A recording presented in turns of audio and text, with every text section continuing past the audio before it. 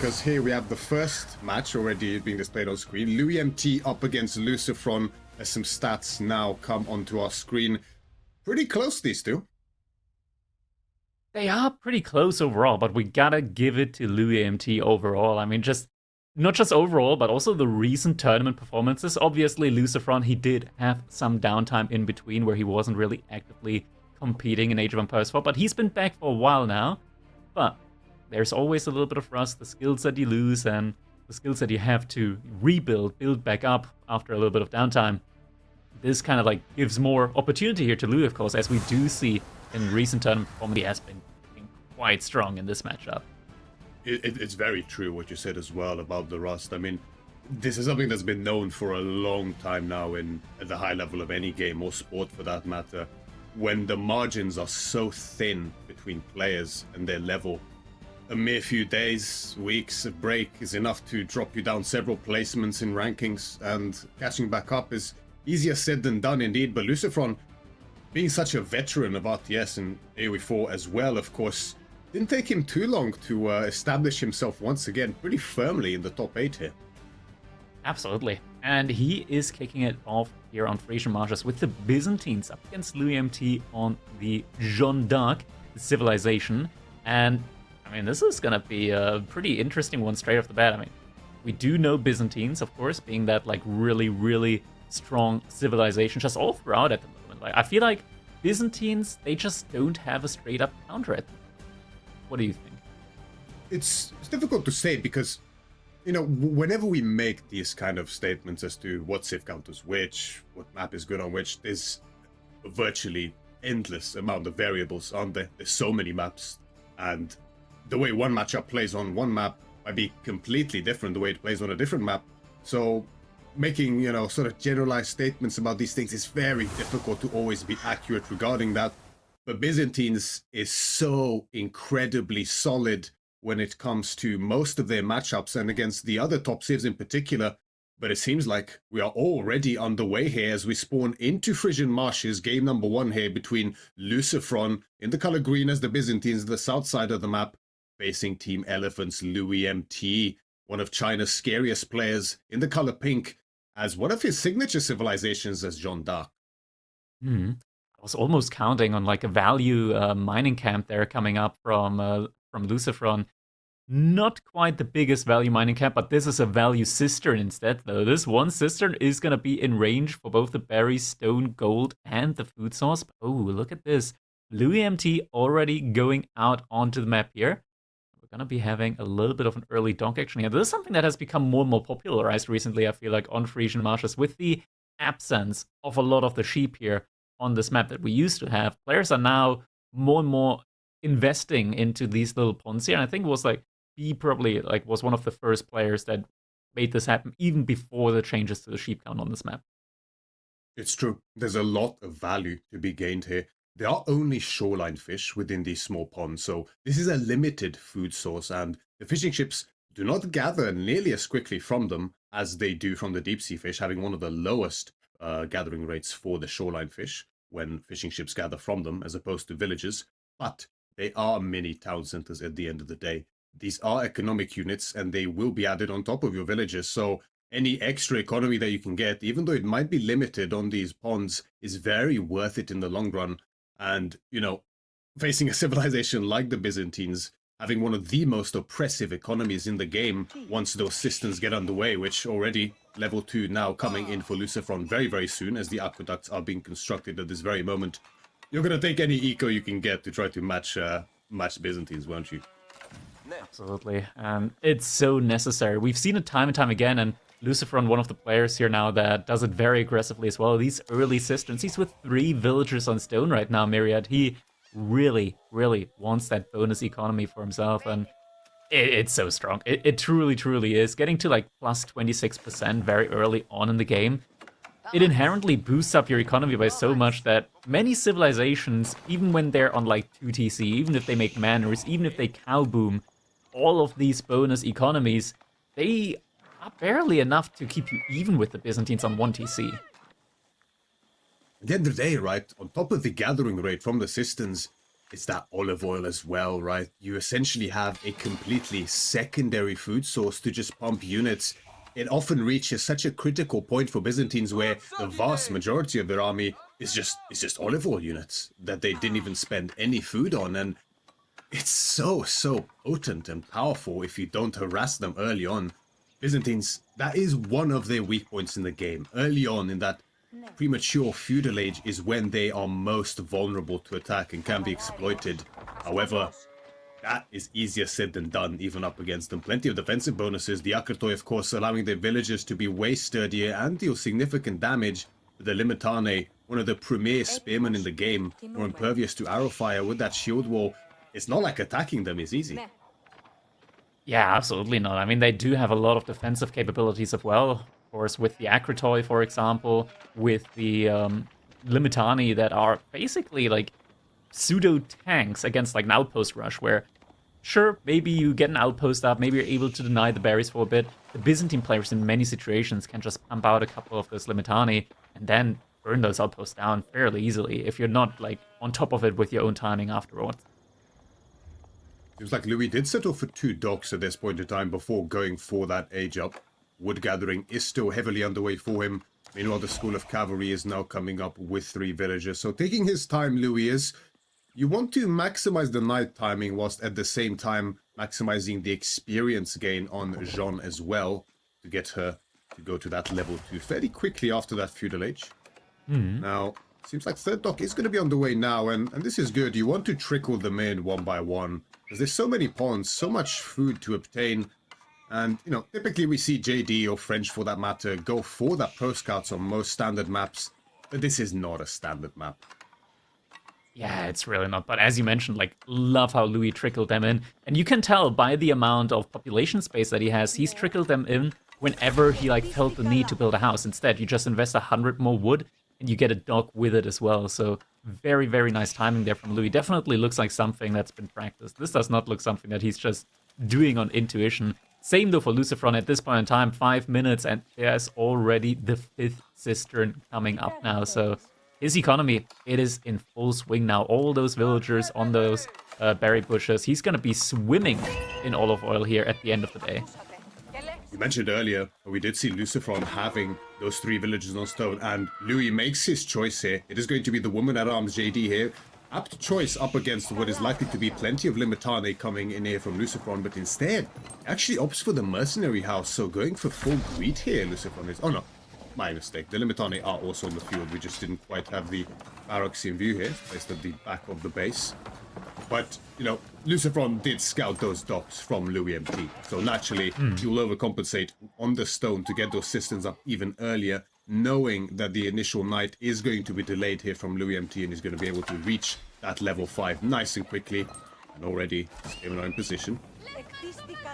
AD running in. I do believe that we should be getting the javelin thrower mercenaries here, just because not only do you have more mobility with the javelin throwers up against JD, but most importantly you're getting camel riders, but it looks like we are getting just the normal longbowmen instead. A lot more range as well to play with. They're a little bit slower.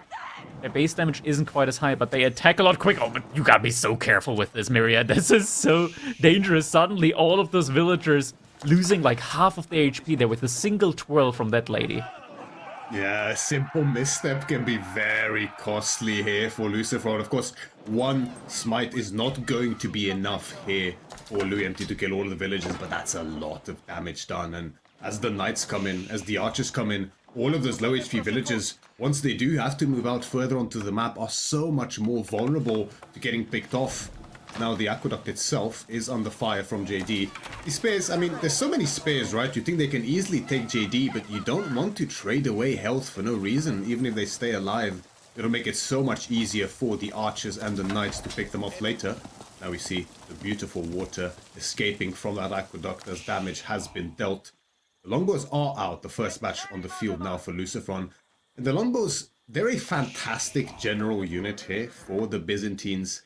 But they have their vulnerabilities. They are very prone to being overwhelmed by higher archer counts, specifically because of their low movement speed, and of course, they are locked behind that olive oil. Exactly. And also just the speed, right? Like the movement speed, as you said, it's very, very difficult to keep them healthy at all times. I feel like Javelin Throwers, especially against an army from JD, which typically is always going to be consisting of archers and knights, having the Javelin Throwers into a follow-up into Camel Riders can feel a lot more, I want to say, just safe for the matchup that you are playing. But longbows are just the general go-to choice at the end of the day. It's such a nice unit to have a really big mass of. Javelin throwers don't scale nearly as nicely when you have a big amount of them compared to longbowmen. Yeah, it's very, very true. Those longbows, although more vulnerable, they're just better against all around, right? They can do great up against the knights as well. Potentially some of JD's companions as well, if it gets to that stage later on. But I do agree with you completely when it comes to the javelins. That is typically what we see up against French and JD for that matter as well. Not only are they fantastic in feudal up against archers, of course, but later when you get those camels, that can be so difficult for these knight-heavy civs to deal with, like the French and JD here. But that will not be the case here for LucifroN. So opting for what I would say is, and I'm sure you'd agree, is the greedy option here. LucifroN is now also moving out onto the berries, and there's no tower in sight for him. Feeling quite confident in his mass, it seems. Oh, there we go. Yeah, getting the outpost up now, definitely something that you need to have. 5 villagers out there on the berries. Let's secure that one up with an outpost as well. All the line of sight that just helps prevent some of these raids from coming in. Second batch of the longbow now also on the way.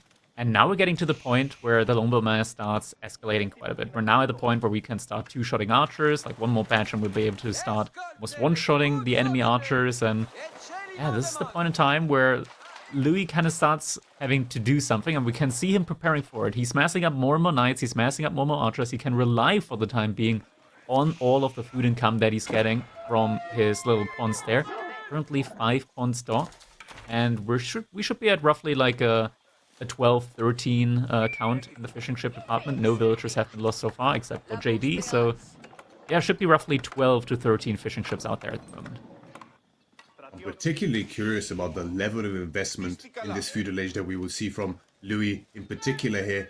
I mean, at the end of the day, you want to do as much damage to Byzantines as early as possible, but there's a limit, isn't there? You can't just force your way into their base and try to raid from all angles at once. The Limitane are always a threat. 22 on the field already and more in queue. I don't believe LucifroN will stop making them anytime soon, most likely, as he is slowly trending to the castle age. But there's also some value in trying to get an early castle age timing here for loueMT. Of course, the veterancy on the archers and the knights can do great work, but it seems like he has different plans as he spots the berry gathering here on the front and is going to look to make a little poke, keep LucifroN on edge. But he sees the heavy defenses in place. Now 2 longbows on the field, 2 batches. Third one is on the way. And looks like LucifroN is going to be pretty content with his position so far, not facing too much pressure yet. Yeah, not too much yet, but Louis, he's still ramping up military production bit by bit. He's killed 2 boars so far, so JD halfway up to that next level. 1 boar also being gathered from, so loueMT, just the income right now, it's pretty absurd. He's out gathering Byzantines by quite a bit, not accounting for the Oliver, but that's the greedy play that we're getting now from LucifroN. Golden Horn Tower is coming in. Where's that being placed? Right next to the main TC. Looks like loueMT hasn't spotted that yet. He does spot, though, that there are a lot of villagers on gold right now, so he should be expecting something like this at the moment. Oh, the scout does get sniped out, though. And now LucifroN, he's got this little bit of a timing window now where he can get that age up in, get enough gold and upgrade those longbows. And once he's getting veterancy in on the longbows, it is going to be very, very difficult for Louis to get a snipe in there. But Louis is respecting, and he is not committing to the dive in feudal age. He's going for his own age up. Yeah, this is normally the time in the game when that Golden Horn Tower is being constructed, when Byzantines are often at their most vulnerable. Of course, often sticking only on those Limitane and the mercenaries that they have access to, making no secondary or third production building for that matter besides those 2. However, loueMT is going to play it safe here, as we sometimes see from him. He's going to go head back, is even going to be taking off the boar there, not to risk being pushed off of it later by LucifroN, is instead going to go to the northern boar there, past the secondary sacred site. His own guild hall is now on the way. Veterancy is coming in on the mercenaries and the Limitane as expected here. I do wonder whether LucifroN thinks he has the timing here to push. It does seem like he is beginning to march forward here, but these are very slow units. It always feels very risky moving out all the way across the map to your opponent's base, especially when you're dealing with such an aggressive, mobility-heavy civilization like JD. The guild hall is nearly complete. Look at the timing. Louis, he's finding the perfect opportunity for a raid, but oh my god, LucifroN, this outpost so desperately needed, buys himself that bit of vision, that bit of knowledge that he needed to react to the raid in time. Lots of upgrades now in queue for loueMT. It's gonna be a little bit of time until these upgrades really activate. 1 minute on the timer here for Louis. He can't take that much damage now in the meantime. Yeah, this is a pretty critical point here in the game. We see here LucifroN a little bit apprehensive of going too deep too quickly here, despite his timing advantage. The stealth forests further incentivizing him not to in this case. Looks like he's going to go around them instead of going through them directly. Checking out the berries here on the south side of Louis' base. He's going to go towards the gold, which is now almost depleted. loueMT does see it in time. The villagers move away. Vultures are spotted. The archers only a few seconds out now. Louis, he's trying to go for a wraparound with the knights. Limitani, though, sitting in the back of the longbows here. Reinforcements are not going to get picked off as LucifroN realizes, okay, he might try to do that, so better to just sit in the back. And look at all of those villagers here from loueMT. He's got to reassign them to wood now, and wood is not really something that he wants right now. He wants the gold. Exactly. However, this is something Louis has done so well time and time again in the past. LucifroN using his timing advantage to push across the map, but this opens the way for Louis' knights to now begin marching directly into the base as veterancy is in. There's only a few Limitani here, not many longbows as Palings in a desperate attempt gets deployed here, but loueMT is not going to hold back. Straight directly on top of the longbows. Some of them do end up falling, but the rest garrison inside the TC. The groves are now idle as well. Villagers are on the run looking to garrison. The first one does, oh actually the monk goes down there looking to collect the relic. Ooh, another monk is going to get picked off. No monks yet in queue for loueMT. Instead, starting to mass up a couple of men-at-arms here, which is a nice option as a meat build, both against the Limitani as well as up against the longbowmen. They are slow, though. LucifroN so far is able to keep all of those villagers safe completely. Didn't lose a single one. Might lose one now, though. Gonna pull him back in time. Doesn't lose a single one again. These knights did not find any value. And they're getting taken down. He's been very prudent on his outposts, I feel like, hasn't he? There's so many outposts, enough to garrison the villages, and that's going to really aid in this defense when these run-bys come in from Louis, which he does so very well. Louis did manage to sneak out on that northern gold. LucifroN can't split his army too much, as again the knights look for a charge in. LucifroN a little bit slow to back. One of the villagers goes down. This time he did get some villagers here, but at the same time, LucifroN inside the base of Louis. John Dark is going to get sniped very quickly. And now the longbowmen focusing down the archers. The Limitani are such a great meat shield here at the front line. Still have to be careful. This is a lot of archers now from loueMT as well. 41 archers at the moment hammering up against the Limitani, even with their shield wall. It's not going to be enough. Louis, he keeps stepping forward, and this is the point where we do have that limited movement speed. And the Knights finding another raid in the base of LucifroN, killing more and more villagers. LucifroN, he only just started being able to get some kills on the side of loueMT's side. Now loses that advantage entirely and might lose his entire military mass here. JD now also hitting level 3 at the worst possible time here for LucifroN. And there it is. GG comes in. The military is just too much now. Everything gone on the side of LucifroN. That means game number 1 is being taken here by loueMT with his Jeanne d'Arc up against LucifroN. In the span of 1 minute would look like a very even game, maybe even just slightly ahead there for LucifroN, especially in terms of timing, has been completely nullified by that Knight raid. That's the danger here as Byzantines when you move out with this admittedly very potent and powerful, yet slow and vulnerable army all over the way across the map. He was able to pin down the gold, even kill several villagers from Louis, but at the end of the day, the damage from the Knights, keeping his reinforcements in check, forcing him to have his attention divided both on Louis' side of the map and himself. Something Louis does so well, and again showcases it in this game. He takes the victory in game number 1. He does. Hey, looking at the highlights here, Jeanne d'Arc getting an amazing little whirl here up against those villagers. So many villagers just being idled out there for a while. Then the dives. LucifroN reacting perfectly to them, making sure not to lose a single villager. Does lose a couple of longbows, does lose a couple of Limitani, but in the end, nothing too major here. And all of these units from Louis were not present in the final fight, so he did buy himself a lot of opportunities here. At the same time, even though LucifroN didn't lose any villagers, his villagers weren't really working throughout all of it either, and that in the end meant that he did not have the reinforcements, he did not have the growth of his army present there at the front side, and the fight that he ended up taking was one that went in favor of Louis. But we can already take a look at the next matchup that's going to be coming in. We just had JD, but it looks like we're going to get the sibling civilization in right after. It's going to be French versus the Holy Roman Empire in Baldland. Not often do you see LucifroN not having access to either of the two premier knight civs here, but it seems like Louis took them away from him completely. JD in game 1, now French coming up here on Baldlands up against LucifroN's HRE. I'm gonna say that we haven't spoken about this before as we jumped into the game so quickly, didn't really have the time.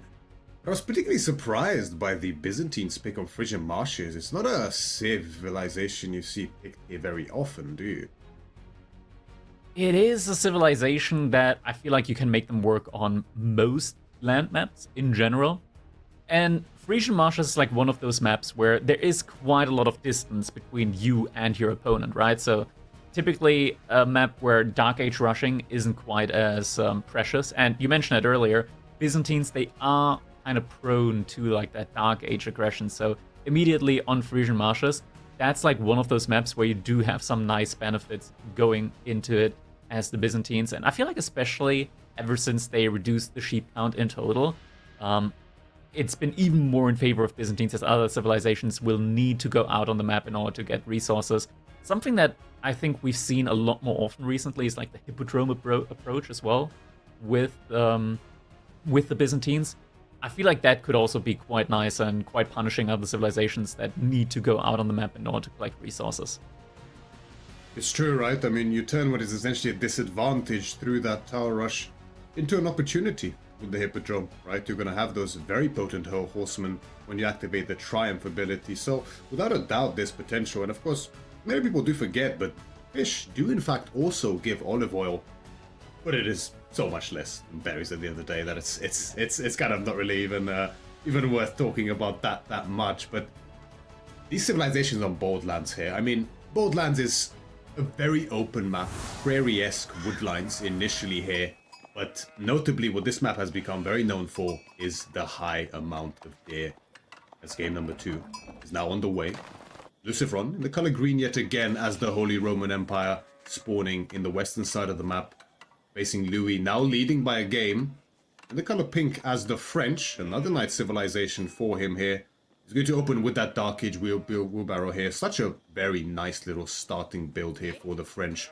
Allows you to propel your eco forward way earlier. It's so cheap, it only delays your age up by 5 to 10, maybe 15 seconds depending on resource splits and the efficiency you manage here. But it's still an expensive upgrade even for them. So getting this in way before professional scouts, which is likely on the cards for him, feels so cozy for the French. Absolutely, and this is quite nice, yeah. Just getting it in early means that it's going to have so much more time to pay off for itself, and when you eventually need it, this is something that typically hurts a lot of players, is getting the upgrades in at the time that you actually need them, and then it's like the research time that's in between you actually having the research and when you actually want to use it. We have some, I want to say, like, interesting map spawn here for LucifroN. There's like barely any resource in the back of his base other than his woodlines. Everything else is forward, which is one of those reasons where I would say, okay, I really hope that this is going to be a Mindwork play, just because if we go for an Archon here as LucifroN, you're not going to have the greatest of times. I feel like it's sort of like a bait many times over, where we see a lot of HRE players, just because this has always been the meta, this landmark, go for the Archon just because it's the Archon Chapel. But it's so important to like actually take a look at what you get out of the Archon, where nowadays like you get safe inspiration for like the first 4 minutes after building it. But then you get nothing, and... Oh, it is the Aachen. As if he's doing it just to spite you here, Crackedy, doesn't it? It's one of those classic Spanish Archons as well. And just look at the placement, yeah. 1 tile, not enough for 2 farms either. It's just, oh, look away, people, please. It's not pretty. It's not pretty. It's not for the faint of heart. Not for those with OCD like me. But at the end of the day, you know, I mean, Aachen, really, even on spawns like this, right? It's always gonna provide value, right? The inspiration will always be there. The gathering rate will always be there. Cow reading my mind there indeed. As, I mean, yeah, so it will always provide the inspiration. You'll always get the value. Whereas mine work, sure, you get the discount, you get the unique techs, but actually fully maximizing the value you get out of those unique and cheaper techs is often easier said than done, especially when you're unlikely to really have map control, which, up against the French, well, that's often the case. That's true. I mean, it is a safe landmark choice, the Aachen, for sure. And I still prefer building it in the back rather than the front, where he does have the berries and the gold, just because whenever I see an Aachen in the front of your base, I always know that that's going to be the spot that the opponent's in player, where the HRE is going to put their farms. And having your farms in the front, that's always like the #1 raiding target for your opponent. We do have the Archon Chapel now going to be coming in, completing in just a couple of seconds. School of Cavalry on the other side for Louis is also going to be completing fairly soon here. Preld immediately jumping inside. Inspiration getting stacked up there. The question now is, though, what is loucifroN going to be going for? We immediately see Pro Scout in queue. That's a very nice and early timing. 4 minutes into the game, Pro Scouting immediately on the block. Louis' Pro Scouting timing is going to be significantly delayed, though he will probably be getting a knight in first, maybe? Most likely, right? Would make sense. Moment of truth. The question is, what does he prioritize, Pro Scout or knight? He can't afford both immediately. It's Pro Scout. Oh, there it is. Pro Scout now in queue for him as well. So Louis, as we often see with the French, he trades off that earlier professional scout's timing in favor of the Dark Age wheelbarrow. And actually, now also getting a Broadaxe straight away as well. Often the Knight is also immediately in queue for the French, even with that Pro Scouts technology, just to have just a little bit of map control and be able to exert some pressure on the opponent, behind of which you will start gathering up those there underneath the town center. That's not the case here for him. Instead, heavily prioritizing his upgrades here, knowing that he's likely going to have to do a fair bit of fighting in that feudal age. Specialized pick on the way for him as well. And regarding what loucifroN is going, quite often we see a very heavy, yeah, there it is. We see a very heavy spearman into horseman type of composition here. Full melee blob against the French can be very effective. Of course, the stable is also for those professional scouts here for loucifroN. Archery range now also being built for loueMT, so did see that early spearman immediately is going to be reacting to that. Scouts now in queue for loucifroN, but Louis already has got 4 out on the field. Professional scouts is only just now completing for him, but the first deer haul is going to be all the juicier for him, just because he has so much more presence on the map now with those 4 scouts. I do wonder here, I find it very interesting how loucifroN went for this barracks opener before his stable, despite the rapid Pro Scout timing, and Louis did not go for the Knight at all. Did Louis see that barracks in time and then decide not to go for the Knight? I do wonder. We didn't quite catch that, but that would be... he saw it. Would be pretty five-head. Yeah, I don't think he saw it. I think it's more like okay, this is probably something that my opponent would typically go for. Like the HRE would typically start off with those faster spearmen just in order to react to a Knight. Just because the risk of not having spearmen when that Knight arrives, it's too high. It's too high, so you gotta go for the spearmen. And Louis realizing that is just like, okay, I can take advantage of that. I just won't make the Knight immediately and instead get a much faster Pro Scout timing in. Part of it is a symptom of the map as well, right? The only safe deer you actually have on your side here on Baldlands is, of course, those 3 packs that both players have on their side. But similarly to a map like Rocky River, the majority of the deer are in the central part of the map. So Although, you know, on standard maps, in theory, if you have a decently defensible deer pack, you can go the barracks later after stable and still get some of those deer in before the knight stops you. But that is not the case here, so very much an intelligent adaptation here from LucifroN in this case. Looks like second stable now on the way for Louis as well, because knight production is now heavily underway. Second stable. This is typically what we see from Louis, right? Like once that pro scouts is secured, it's just gonna be all about that knight spam coming out from him. You see the first couple of villagers just slightly idling now out for LucifroN as the deer is just not coming in as quickly as it is for Louis here. Already on 5 scouts. More getting added in though. We do now also have the first couple of horsemen. But this is now an awkward spot in the game where the horseman count and the knight count is way too similar for the HRE to take really any advantageous fight. Yeah, it's a very interesting dynamic between this archer-knight versus horseman-spear composition that we often see. In very low numbers, the horsemen and spears should be dominating because the archers simply cannot get rid of the spears fast enough to clear the way for the knights to mop up the horsemen. Whereas once you reach that critical mass to begin one-shotting the spears, it turns around completely and the knight archer takes the lead. But as masses build, again, you reach the point where you begin overkilling spearmen, and again, the heavy blob from the horseman spear player is going to be advantageous. Charging comes in from the knights, really chunks all of the horsemen, almost dead already, actually taking heavy hits. Takes so much damage. Yeah.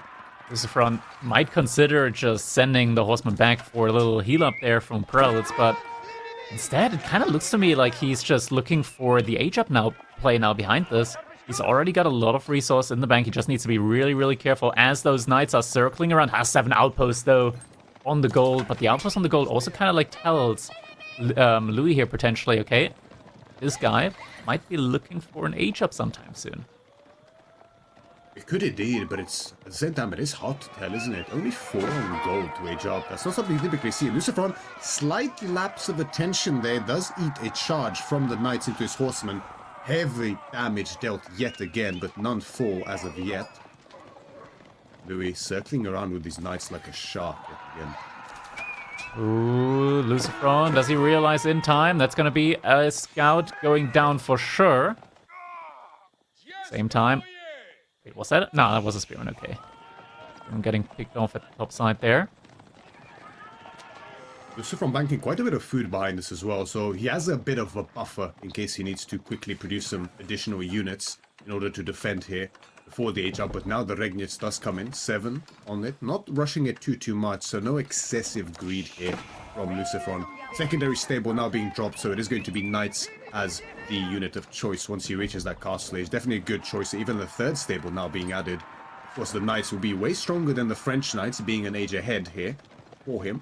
But the problem is the number. Oh, LucifroN's got to be so careful. Archer is able to snipe one of the spearmen here. Additional movement speed does help him out a good bit, though, when it comes to running away from that spot. From pulling a couple villagers off the gold there, just in order to be able to actually garrison all 5 villagers that are gathering gold in that outpost. He does also, of course, still have emergency repair, so if loueMT decides to go for snipe on the outpost, he is going to be able to repair that for quite a while, but oh my god, another villager going down on the gold there. Gold that LucifroN will desperately need. Yeah, it's a pretty painful position. Quite often on Baldland we see this frontal gold spawn here, and it can really be a point to abuse for the opponent as Louis completely encircles the tower, smelling the weakness here as he gets the notification that LucifroN has reached the castle age. Emergency repairs does come in, and that buys some much needed time here. Did have enough gold for a triple knight in queue immediately, but there's 12 on the field here from loueMT. Melee armor coming in now as well in anticipation of these knights that are going to come out, of course aiding against the horseman and the spear as well. But these villagers, Crackedy, I don't think they're long for this world. Yeah, and LucifroN, he's got to do something. He's waiting for the knights to come out. Is now going to potentially go for a fight here. But there's still just so many archers here as well. Villagers unable to really hop out anytime soon. And look at this, with every single volley, one of the spearmen goes down. First villager now also going down. 3 villagers going to be able to make it out alive. But now LucifroN's in the castle age with no gold.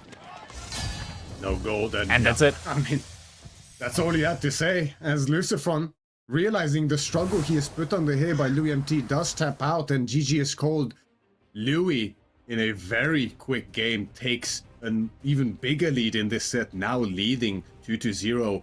Very painful position here for LucifroN in this game. I mean, the Castle Age, you could potentially argue, is maybe slightly greedy, you know, not taking any significant major engagements that were in his favor before going for it. But at the same time, the longer you spend in Feudal Age up against the French, often the further you fall behind. So it's a very difficult position to play.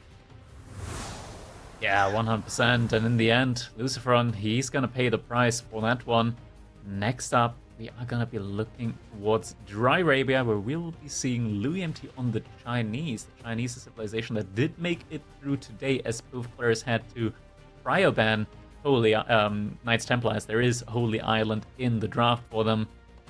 Yeah, Louis able to pick the Chinese here. LucifroN on the other hand side, though, with the Rus. And I personally feel like Rus is probably one of, if not, yeah, probably one of the best civilizations to have up against the civilization like Chinese, or even Zhu's Legacy for that matter.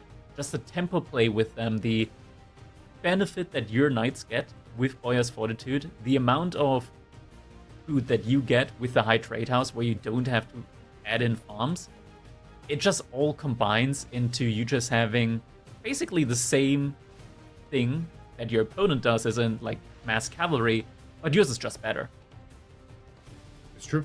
It's absolutely true. I mean, you know, the fantastic economy from China is able to carry them in so many matchups towards a victory. And that is going to be the case here as well. They will have a very powerful economy, but Rus is no slouch either. But when it comes to those horse archers, especially, the mobility advantage here for Rus is not to be underestimated. So China will often have to play a bit more defensively and more carefully than they typically do and have to in most other matchups. Historically, Rus at their peak a few patches ago, just like you mentioned, Krakody, they did very, very well up against China, up against Jushi, these other top civs. China has certainly taken a bit of a lead recently, being just such a powerhouse on these land maps, just the boogeyman of land, essentially, at this point in time. And, you know, them getting through, part of it is a symptom of the drafting system and the host to guest when it comes to drafting these maps and civilizations. As you mentioned, they both had to ban KT because of their permeance on water maps, but as a result, Louis, being the highest seed, is able to just nab China for free.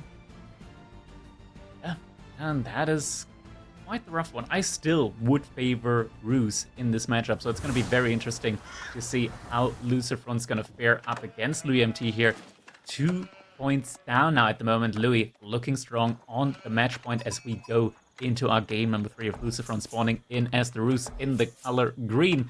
loueMT once again in the color pink, this time playing as the Chinese. And you know, we get this a lot at the moment. I feel like with a lot of players that do pick Chinese or Zhuji, the mill is getting placed quite far away from the TC. I'm not quite sure why it's getting placed so far away. I typically just place it right next to the TC. Yeah, I do agree with you. It does seem just a little bit further away than necessary at the end of the day. No. Yeah, Cow is trying to signal something here. Yeah, I'm not sure we're gonna see much of that, Cow. No farms right next up against the TC for Chinese. I mean, part of it I understand here in this case, right? As we see, there's a really nice spot for that Imperial Academy in between the wood line and the goal, but you would still be able to place the mill even one tile closer. You know, typically you do want one tile between the main TC and the mill, specifically for that day. Once they come in underneath that mill, they will not drop off at the TC. Well, usually they won't drop off at the TC. Yeah, as opposed to the mill. It depends on how they feel. Yeah, the mood. Awesome, nice little efficiency play here. Sheep does get dropped next to the high trade house. I do like the idea of that, doing that. The issue tends to be like you need to return a little bit sooner with your scout and return, like drop off a couple of sheep, else you will idle out underneath your TC. Yeah, that's quite important to do. Either you maneuver your first scout around just a little bit to find a couple of sheep to give back, or your second scout can fill that role as well here for LucifroN. There's going to be triple scout play, however, which has fallen a little bit out of favor recently sometimes, right? Part of it being, of course, because of the fact that after the sheep change, there are less sheep on the map. You start with 2 extra underneath the TC, so not as often do we see 3 scouts, and it does delay your age up at the end of the day. But if you do see the opponent's scout very early on as Roos, you are able to really maximize triple scout play and isolate the opponent's scout to either one corner of the map and completely vacuum up the rest of the sheep. As Imperial Academy now on the way with 5 villagers, so really being sped up here by Louis to get those Imperial officials out at a discounted price way earlier for him. Meanwhile, no surprises for LucifroN. The Golden Gate is also being now placed, and doing it with 5 actually, as opposed to the usual 4. A little bit of a rush up on both sides here from both players when it comes to the landmark of choice. I can see the Golden Gate rush up because you do get a little bit of a better timing when it comes to being able to click Pro Scout. But in the end, it's not like a big major difference here between them. So now, age up comes in, Louis, very early on, 3 minutes into the game.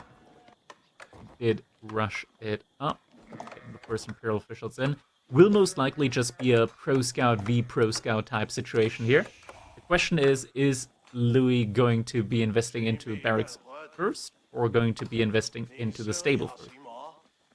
Yeah, that's the question, right? I mean, it's a pretty easy choice up against something like the French, right? Of course, Roos also has access to the Knights in the feudal age, just like French and JD do for that matter.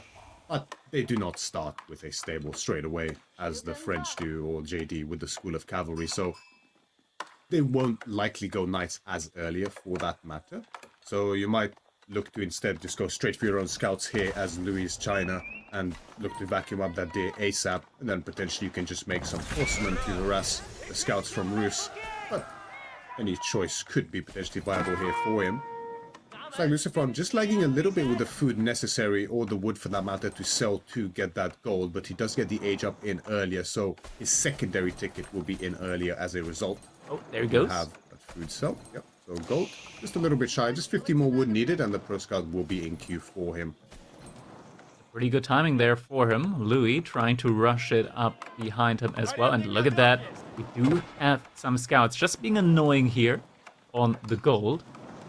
loueMT now, though, is going to be able to also get that Pro Scout in, and courtesy of the supervision, it's going to be coming in at a much quicker pace, but he did forego, if I see it correctly, any production building, any unit production building early on. So there is... No, it's a village, okay. So there actually is not a single production building out for him at the moment, so he's going to have to wait for a little bit of additional wood, but that kind of rush up on the Pro Scout tells me that this is most likely going to be a stable opening and not a barracks opening. Indeed, we do get it rushed up quite quickly here with the Chinese villagers. Yeah, a couple of villagers got pulled for that stable there. Yeah, you could call it a rush indeed. That's an apt word without a doubt. It's one of the interesting dynamics here as China and Jushi when you do go for this Pro Scout. Quite often, although you get an incredible timing on the professional scouts finishing, courtesy of that supervision, often you don't even have a stable ready in time to utilize it outside of your first scout, which quite often, if you're being wise at least, you typically want to use for scouting, depending on the matchup. Make sure you don't get taken by surprise by any sneaky units for that matter. Speaking of, though, the Knight is now in queue for LucifroN as the stable has been dropped and not yet spotted by loueMT. LucifroN also going for a Knight now. We do have the barracks coming in, just naturally here. Your official now also supervising that, so we'll be getting the Spearman out quite quickly.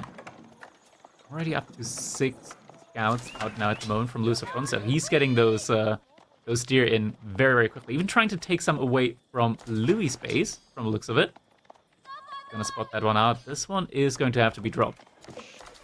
Yeah, scouts do have bonus damage up against other scouts, so it will do significant damage and can be very annoying when it comes to this Pro Scouting, as the early Knight here from LucifroN's Roost is going to hit the field and is going to march directly to save this scout.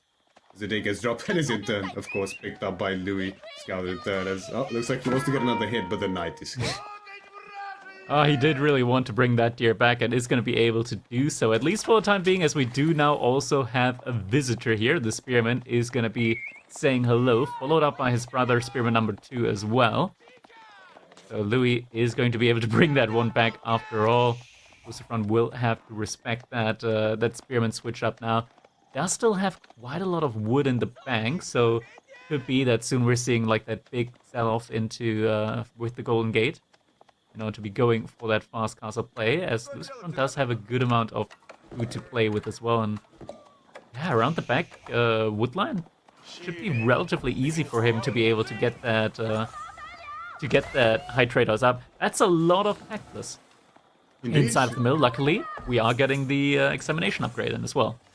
Quite an early Imperial examination as well. We don't often see it this early, but there's also been a shift out onto the gold by Louis with 5 villagers, so it seems like he's quite content with the day he managed to get so far and the delay he caused with the spearman. So he's going to look to go for that castle age ASAP. LucifroN has a very similar idea, banking up the food and the gold, both only just barely shy now from being able to drop what is likely to be the high trade house here. The timings are going to be relatively similar here in terms of age up.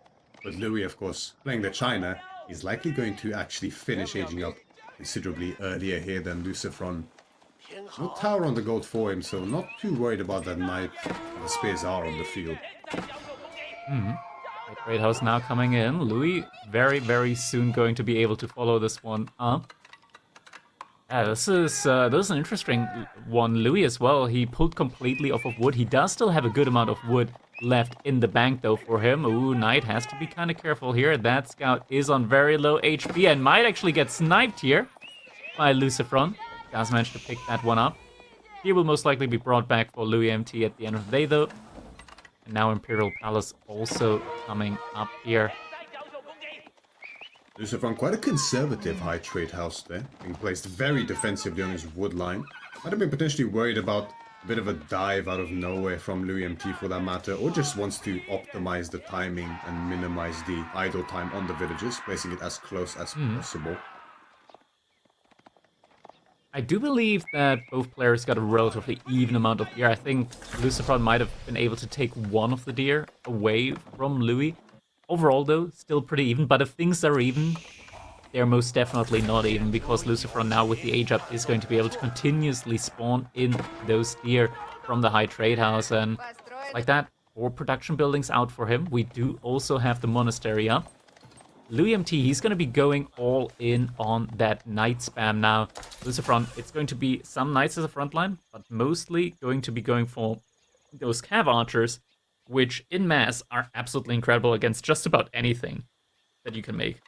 It's true, without a doubt. Those horse archers, especially once that Boyar's Fortitude comes in, they can even trade very effectively up against what is usually their most cost-effective counter in the form of the archer.